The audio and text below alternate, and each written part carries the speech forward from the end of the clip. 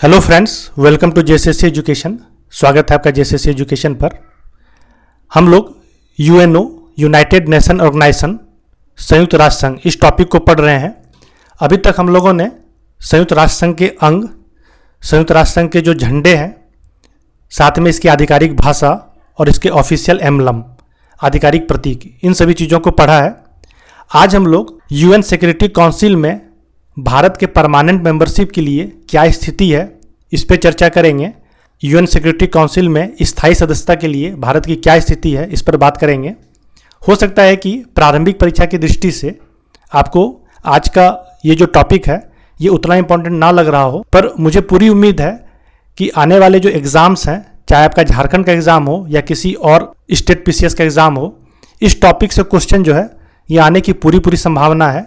इसलिए इस वीडियो को आप अंत तक जरूर देखें, पूरा देखें। बहुत सारे पॉइंट्स आपको इसमें आज सीखने को मिलेंगे जो कि शायद आप ना जानते हो, या फिर हो सकता है कि उस पर आपकी पकड़ मजबूत ना हो, कंसेप्ट क्लियर ना हो। तो वो सारी चीज़ें मैं आज क्लियर करने की कोशिश करूँगा। तो चलिए शुरू करते हैं। संयुक्त राष्ट्र संघ टॉपिक का ये पार्ट 3 है। 2 पार्ट ऑलरेडी अपलोड किया जा चुका है। अगर अभी तक आप लोगों ने उन दोनों पार्ट को नहीं देखा है तो इस वीडियो के डिस्क्रिप्शन बॉक्स में जाइए, वहाँ पर आपको उसका लिंक मिल जाएगा। पूरा प्लेलिस्ट अपलोड किया हुआ है। झारखंड का जो पेपर 1 का सेक्शन H है उसका पूरा प्लेलिस्ट वहाँ पर दिया हुआ है। आप इसके अलावा इन्वायरमेंट के टॉपिक को भी वहाँ पर देख सकते हैं। साथ में MCQs का भी जो एक सीरीज चल रहा है उसका भी लिंक आपको वहाँ पर मिल जाएगा। तो चलिए आज का टॉपिक शुरू करते हैं। आज के टॉपिक को शुरू करने से पहले एक छोटा सा अनाउंसमेंट है। जेएसएससी एजुकेशन के द्वारा एक जेएसएससी एजुकेशन ऐप बनाया गया है जिसे कि आप गूगल प्ले स्टोर से डाउनलोड कर सकते हैं। इस ऐप के माध्यम से JPSC test series, Jharkhand public service commission का प्रारंभिक परीक्षा का जो टेस्ट सीरीज है, साथ में अगर आप जेएसएससी सीजीएल की तैयारी कर रहे हैं तो उसका फुल वीडियो कोर्स, साथ में जेएसएससी सीजीएल के ही सेपरेट सब्जेक्ट का वीडियो और इसी का टेस्ट सीरीज, ये सारी चीज़ें वहाँ उपलब्ध है। इसके डेमो क्लासेस भी वहाँ पर दिए हुए हैं। आप इसको जाइए, इंस्टॉल कीजिए। डेमो क्लास जो दिए हुए हैं उसको जाके आप देखिए। अगर आपको अच्छा लगता है तो इसमें ज़रूर आप इनरोल कीजिए, रजिस्ट्रेशन कीजिए और इसका आप लाभ उठाएं, क्योंकि जो भी फैकल्टीज़ यहाँ पर अवेलेबल हैं इस प्लेटफॉर्म पर, काफ़ी अच्छे फैकल्टी हैं और आपके तैयारी में वो आपको पूरी मदद करेंगे। आपको काफ़ी इसका लाभ मिलने वाला है। तो चलिए शुरू करते हैं आज का टॉपिक। आज का टॉपिक है यूएन सिक्योरिटी काउंसिल में स्थायी सदस्यता के लिए भारत की स्थिति। हम पहले इसके विपक्ष में बात करेंगे कि भारत को स्थायी सदस्यता क्यों नहीं मिलनी चाहिए, उसके बाद क्यों मिलनी चाहिए, इस पर हम लोग बात करेंगे। तो विपक्ष में जो सबसे पहला बात जो लोग कहते हैं कि भारत ने एनपीटी और सीटीबीटी पे साइन नहीं किया है, इसलिए भारत को यूएन सिक्योरिटी काउंसिल में स्थायी सदस्यता नहीं मिलनी चाहिए। तो हमें यह समझना जरूरी है कि एनपीटी और सीटीबीटी है क्या। एनपीटी का फुल फॉर्म होता है नॉन प्रोलिफरेशन ट्रीटी, परमाणु अप्रसार संधि। ये क्या है इसे देखते हैं। इसका उद्देश्य विश्व भर में परमाणु हथियारों के प्रसार को रोकने के साथ साथ परमाणु परीक्षण पर अंकुश लगाना है।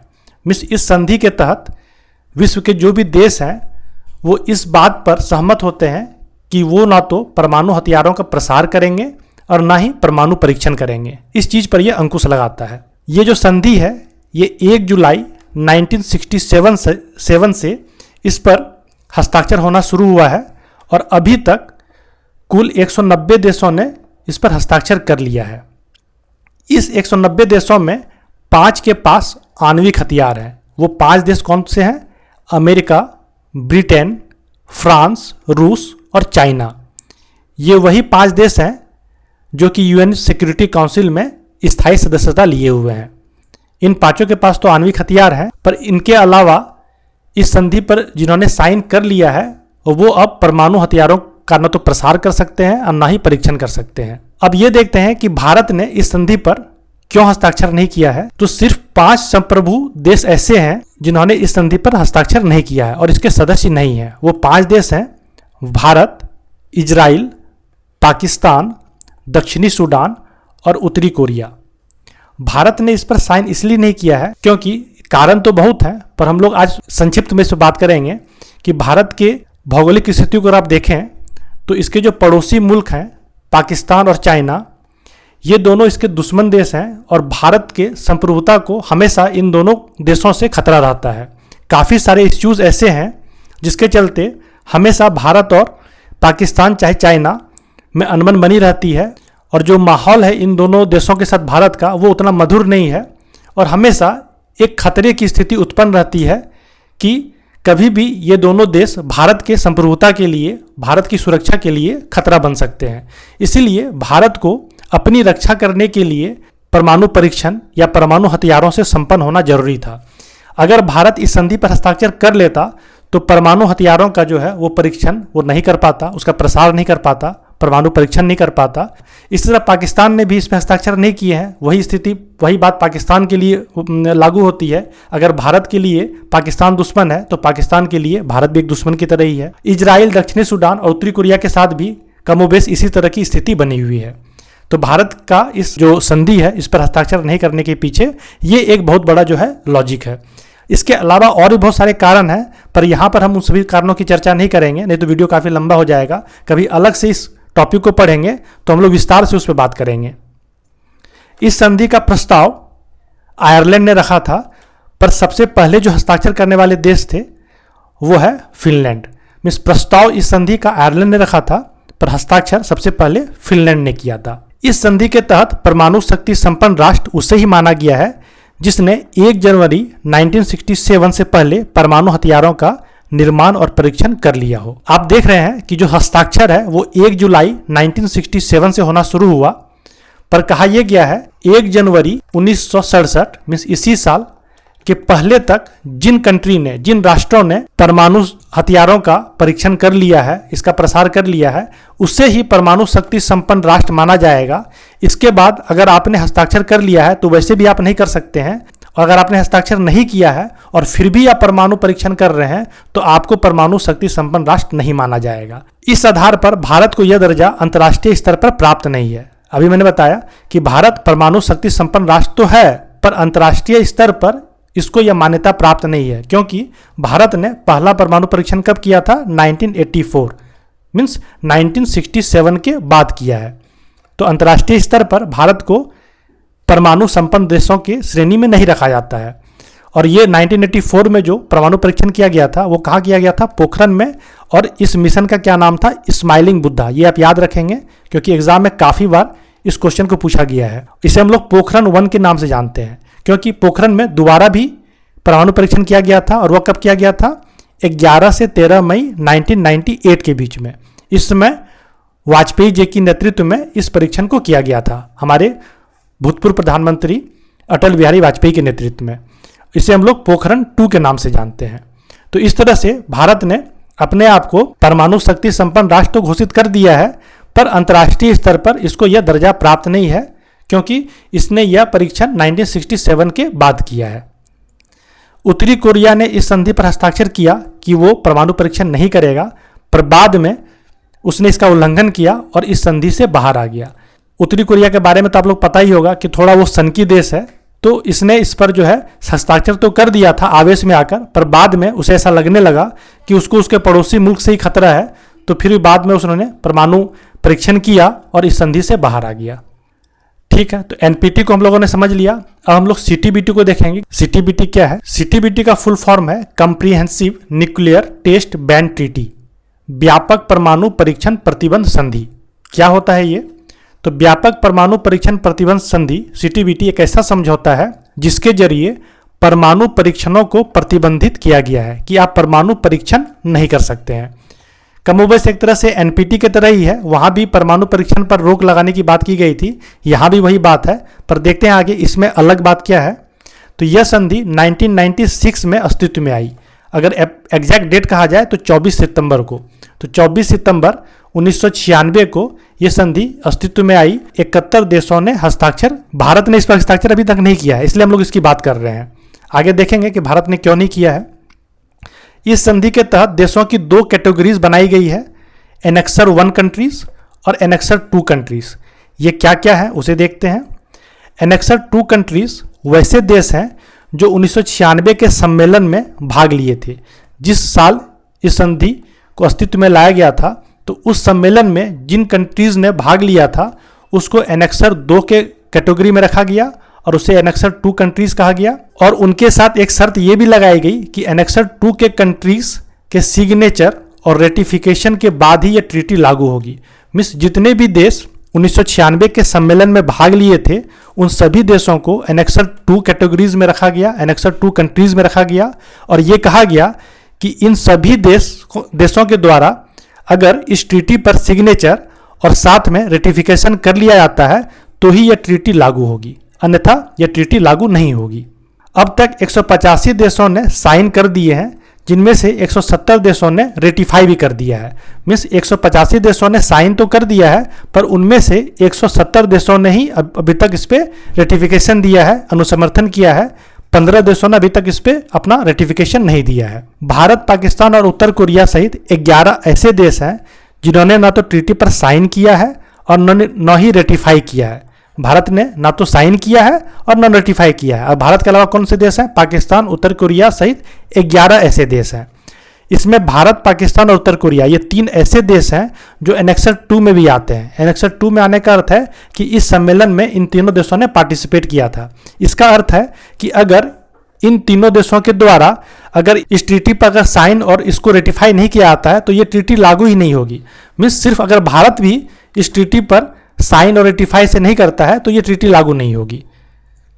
ट्रीटी के लागू होने के लिए एनेक्सर 1 के देशों का रेटिफिकेशन की आवश्यकता नहीं है। मीन्स अगर एनेक्सर 1 के देश सिर्फ साइन कर देते हैं तो कहा जाता है कि उन्होंने रेटिफाई भी कर दिया है, पर एनेक्सर 2 के देशों के द्वारा इस ट्रीटी को साइन भी करना है और इसको रेटिफाई भी करना है, तो ही यह ट्रीटी लागू मानी जाएगी। यूएसए, चाइना एवं ईरान सहित 15 ऐसे देश हैं जिन्होंने ट्रीटी पर साइन तो किया है, साइन कर दिया है, पर रेटिफाई नहीं किया है। तो एक तरह से देखें कि यूएसए भी इस संधि को लागू करने के पक्ष में नहीं है। अगर पक्ष में होता तो वो रेटिफाई भी कर देता। तो एक तरह से इन्होंने साइन तो किया है पर अभी तक रेटिफाई नहीं किया है। तो इस तरह से भारत ने ना तो एनपीटी पे साइन किया है और ना ही सीटीबीटी पे साइन किया है। ठीक है, तो ये इसके विपक्ष में एक तर्क है कि इन दोनों पे साइन नहीं करने के कारण जो है भारत को स्थायी सदस्यता नहीं मिलनी चाहिए। अगला पॉइंट है, स्थायी सदस्यों के साथ साथ 2/3 देशों द्वारा पुष्टि करना आवश्यक है। मीन्स अगर यूएन सिक्योरिटी काउंसिल में आपको परमानेंट मेंबरशिप चाहिए तो जो 5 परमानेंट मेंबर हैं उनकी सहमति तो चाहिए। उनके अलावा जो यूएन जनरल असेंबली में जो देश हैं उनका भी 2/3 समर्थन चाहिए। तो इस तरह से स्थायी सदस्यों के साथ साथ 2/3 देशों का सहमति और समर्थन ले पाना यह भी एक बहुत बड़ा चैलेंज है। China has the veto power. आप जानते हैं कि भारत का जो पड़ोसी मुल्क है चाइना, वो भारत का सबसे बड़ा प्रतिद्वंदी है और वो कभी ये नहीं चाहेगा कि भारत को यूएन सिक्योरिटी काउंसिल में स्थायी सदस्यता मिले। तो इसीलिए जब भी ऐसी कोई बात होती है कि भारत को परमानेंट मेंबरशिप दिया जाए तो वहाँ पर ये पूरी की पूरी संभावना है कि चाइना जो है उस वीटो पावर को यूज़ करेगा। तो यह भी भारत के विपक्ष में एक बात आती है कि चाइना को वीटो पावर मिला हुआ है। विभिन्न वैश्विक सूचकांकों जैसे वैश्विक भूख सूचकांक, वर्ल्ड हंगर इंडेक्स, मानव विकास सूचकांक, ह्यूमन डेवलपमेंट इंडेक्स, इसमें भारत की जो रैंकिंग है वो काफ़ी पीछे है। तो ये कहा जाता है कि जब भारत अपने पूरे देश के हंगर इंडेक्स को और मानव विकास सूचकांक को इम्प्रूव नहीं कर पा रहा है तो हम कैसे मान लें कि भारत इस स्थिति में पहुंच गया है कि उसे यूएन सिक्योरिटी काउंसिल का परमानेंट मेंबरशिप दिया जा सकता है। वैश्विक भूख सूचकांक में अगर देखा जाए तो भारत की जो वर्तमान रैंकिंग है वो 107 देशों में 94 है। लास्ट ईयर की रैंकिंग देखी जाए 2020 की तो 107 कंट्रीज में भारत का रैंकिंग 94 है। उसी तरह से मानव विकास सूचकांक में भारत की जो स्थिति है वो है 131 रैंकिंग है 189 कंट्रीज में। तो इस तरह से रैंकिंग के मामले में भारत अभी बहुत पीछे है और बहुत सारे देश इस बात का भी तर्क देते हैं कि इतने पीछे रैंकिंग होने के कारण जो है भारत अभी इस चीज के लिए तैयार नहीं हुआ है कि उसे स्थायी सदस्यता दिया जा सके। कंपीटिंग विथ G4 के जो कंट्रीज हैं जापान, ब्राज़ील, जर्मनी, इन सभी देशों से भारत का डायरेक्ट मुकाबला है स्थायी सदस्यता के लिए। कहा जाता है कि अगर भारत को दिया जा सकता है तो जापान को क्यों नहीं दिया जा सकता है, ब्राज़ील को क्यों नहीं दिया जा सकता है, जर्मनी को क्यों नहीं दिया जा सकता है। तो इन सभी कंट्रीज़ के साथ डायरेक्ट कंपटीशन होने के कारण जो है भारत का जो पक्ष है वो थोड़ा सा कमज़ोर पड़ जाता है। India's capacity to project its military power beyond the Indian Ocean region is still to be tested. Means भारत की जो सैनिक जो क्षमता है, जो मिलिट्री पावर है, वो हिंद महासागर के परे उसको भी अभी जो उसको चेक करना कि वो कितना हद तक जो है परिपक्व हुआ है वो भी अभी तक जो है एक तरह से सवाल के घेरे में है कि उसका क्या क्षमता है भारत का इंडियन ओशियन के परे, अगर ऐसी कोई आती है मुसीबत तो क्या भारत के सैनिक इंडियन ओशियन के बाहर के रीजन में भी उसी दक्षता के साथ अपने क्षमता का परिचय दे सकते हैं कि नहीं, तो ये भी स्टिल टू बी टेस्टेड है ये। ठीक है, अगला जो पॉइंट है, India heavily relies on weaponry imports from US and Russia for its military requirement. Means भारत जो है, जो अस्त्र शस्त्र के मामले में यूएस और रसिया पर जो है पूरी तरीके से निर्भर है। इसका इंपोर्ट जो है यूएस और रसिया से किया जाता है। तो इस तरह से कहा जाता है कि जब अस्त्र शस्त्र का जो आयात है भारत, वह दूसरे देशों से करता है और अपने देशों में इसका निर्माण के लिए अभी तक पूरी तरीके से तैयार नहीं है, तो अभी तक भारत जो है स्थायी सदस्यता के लिए उतना परिपक्व नहीं हुआ है। साथ में जो सबसे लास्ट पॉइंट कहा जाता है कि बजट में हिस्सेदारी भी महज 0.834% है। मीन्स यूएन के बजट में भारत की हिस्सेदारी बहुत ही नगण्य है और इस नगण्य भागीदारी के साथ जो है भारत को स्थायी सदस्यता के लिए सुटेबल कंट्री के रूप में पेश किया जाना वो उचित नहीं है। ठीक है, अब हम लोग देखते हैं कि पक्ष में क्या क्या बात है, क्यों भारत को स्थायी सदस्यता मिलनी चाहिए, क्यों भारत को परमानेंट मेंबरशिप मिलनी चाहिए। सबसे पहला जो तर्क है वो है कि संस्थापक सदस्य के साथ साथ विश्व का सबसे बड़ा लोकतंत्र भारत है और विश्व की कुल जनसंख्या का करीब 1/5वां हिस्सा जो है वो भारत में निवास करती है। हम अगर डेमोक्रेसी की बात करें, अगर ये यूएन जो है पूरा एक डेमोक्रेटिक ऑर्गेनाइजेशन है, तो सबसे बड़ा लोकतंत्र अगर जो है वो भारत है और जो पूरे विश्व की जो जनसंख्या है उसका 1/5वां हिस्सा वो भारत में निवास करती है। तो एक बहुत बड़ा पॉइंट है जिसके की बेसिस पर स्थायी सदस्यता के लिए भारत अपनी दावेदारी पेश करता है। जो दूसरा सबसे बड़ा तर्क है इसके पक्ष में कि विश्व की उभरती हुई आर्थिक महाशक्ति के रूप में भारत उभरा है और मौजूदा समय में भारत 6ठी सबसे बड़ी अर्थव्यवस्था है। इसके अलावा परचेजिंग पावर पैरिटी के आधार पर अगर देखा जाए जीडीपी का, तो भारत विश्व के 3 सबसे बड़ी अर्थव्यवस्थाओं में शामिल है। तो ये दोनों तर्क जो है कि 6ठी सबसे बड़ी अर्थव्यवस्था और परचेजिंग पावर पैरिटी के आधार पर विश्व के 3 सबसे बड़ी अर्थव्यवस्थाओं में आना एक बहुत बड़ी बात है और यह बात जो है भारत के पक्ष को काफ़ी मजबूत करता है। भारत को अब WTO, ब्रिक्स और G20 जैसे आर्थिक संगठनों में भी सबसे प्रभावशाली देशों में गिना जाता है। पिछले कुछ वर्षों से भारत ने इन सभी संस्थाओं में अपने कद को बढ़ाया है और साथ में अपने दावेदारी को भी मजबूत किया है कि नहीं, अब भारत को हम और ज़्यादा दिनों तक जो है स्थायी सदस्यता के लिए नहीं रोक सकते हैं और भारत ने अपने दावेदारी को काफ़ी मजबूत तरीके से जो है इन संस्थाओं के जरिए यूएन सिक्योरिटी काउंसिल में पेश किया है। भारत की विदेश नीति ऐतिहासिक रूप से विश्व शांति को बढ़ावा देती रही है कि जब भी भारत का कोई ऐसा फॉरेन पॉलिसी बनता है तो हमेशा वो विश्व शांति को जो है प्रमोट करता है। भारत हमेशा आतंकवाद के विरोध में बोलता रहा है। तो इस तरह से यूएन और यूएन का जो एक मोटो है वो विश्व शांति ही है। तो कहीं ना कहीं भारत जो है इस विश्व शांति के संदेश को पूरे विश्व में फैलाना चाहता है और यूएन भी इस चीज़ को जो है फेवर करता है।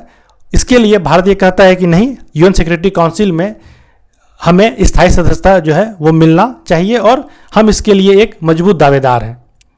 भारत संयुक्त राष्ट्र की सेना में सबसे ज़्यादा सैनिक भेजने वाला देश है। जब भी ऐसी कोई जरूरत पड़ती है संयुक्त राष्ट्र संघ को कहीं पर शांति स्थापित करने के लिए, तो शांति सैनिकों के रूप में भारत ने कई बार अपने सैनिकों को संयुक्त राष्ट्र संघ की मदद के लिए भेजा है। ये कहना कि भारत का बजट सिर्फ 0.834% है, ये उचित नहीं होगा, क्योंकि भारत ने समय समय पर, चाहे वो मेडिसिन के मामले में हो, सैनिकों के मामले में हो या फिर और भी कोई अंतर्राष्ट्रीय जो मदद होना चाहिए भारत की तरफ से, हमेशा भारत ने बढ़ चढ़ कर मदद किया है। और उन सभी चीज़ों को अगर काउंट किया जाए, सम्मिलित रूप से देखा जाए, तो भारत का एक बहुत बड़ा हिस्सेदारी जो है वो यूएन में है। तो इन सभी चीज़ों को अगर एक साथ सम्मिलित रूप से अगर हम देखते हैं तो कहीं ना कहीं भारत की दावेदारी काफ़ी मजबूत हो रही है। और जिस तरह से चाइना इसमें रोड़े अटका रहा है, तो कुछ ऐसे ऑर्गेनाइजेशन हैं जहाँ पर कि चाइना को भी भारत का फेवर चाहिए होता है, तो भारत ने भी काफ़ी सारे निगोशिएशंस किए हैं कि हो सकता है कि कुछ सालों में हमें सुनने को मिले कि भारत को भी यूएन सिक्योरिटी काउंसिल का परमानेंट मेंबरशिप मिल गया है। इसमें कुछ कुछ देश जो है कुछ तर्कों के साथ जो है वो देना चाहते हैं। यूएसए ये कहता है कि भारत को मिलना तो चाहिए पर उसे वीटो पावर नहीं मिलना चाहिए, पर कहीं ना कहीं ये तर्क जो है वो सही नहीं है। अगर आप यूएन सिक्योरिटी काउंसिल में 5 सदस्यों को वीटो पावर के साथ स्थायी सदस्यता दे रहे हैं और भारत को स्थायी सदस्यता तो अब देंगे पर वीटो पावर नहीं देंगे, तो वह किसी काम का नहीं रहेगा। तो अमेरिका का ये तर्क भी सही नहीं है।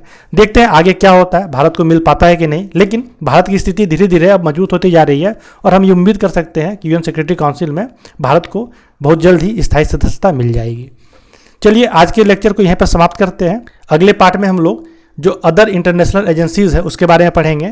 जो एमसीक्यूज मैं आप लोगों को दे रहा हूँ एनवायरनमेंट का, उसे आप प्रैक्टिस करते जाएं।